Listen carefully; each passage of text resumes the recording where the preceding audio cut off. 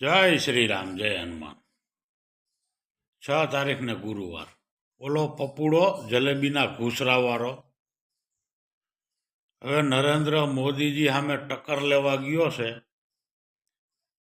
તો હું એ પપુડાને એટલું કહું છું, નરેન્દ્ર મોદીજી વિશ્વનો હીરો છે અને તારા ખાનદાનમાં હજી કોઈ એવો છે નહીં અને થાય નહીં નરેન્દ્ર મોદીજી જેવો.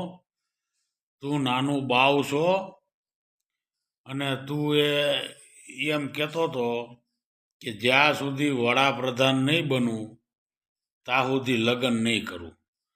હવે તારો ડોહો લગ્ન કરી લે પપુડા. એ તારું સપનું છે ને હાથ ભવ સુધી નહીં સાકાર થવા દે નરેન્દ્ર મોદીજી.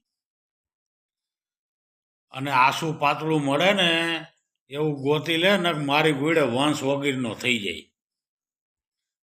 એટલે એ તારા મનમાં ફાંકો છે કે વડાપ્રધાનની સીટ ઉપર નરેન્દ્ર મોદીજી જેવા હીરો શોભે, તારા જેવા લીરા ન શોભે વડાપ્રધાનની સીટ ઉપર. એટલે પપુડા તારી હઠ છે ને ખોટી છે, તારી માન્યતા ખોટી છે.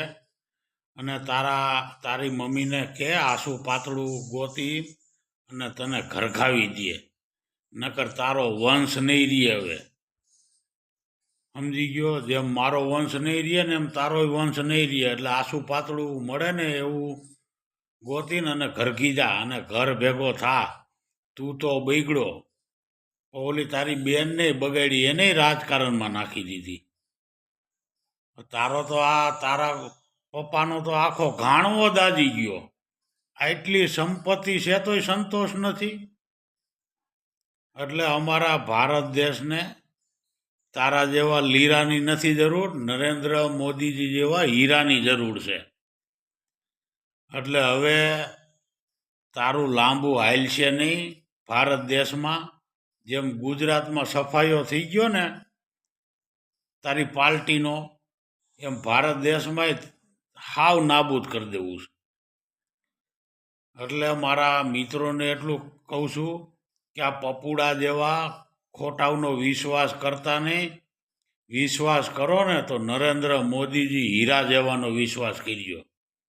સર્વે જ્ઞાતિને સાથે રાખીને અને દેશ ચલાવે છે. એની પાસે એકય ઊંચ નીચ નથી. અને પપુડાના ખાનદાનમાં તો બધું ઊંચ નીચ હતું, એક સમાજને ચાહતું. લે જા, રાખ્યો ને વાંઢો મારી કોઈડે, ભોગે.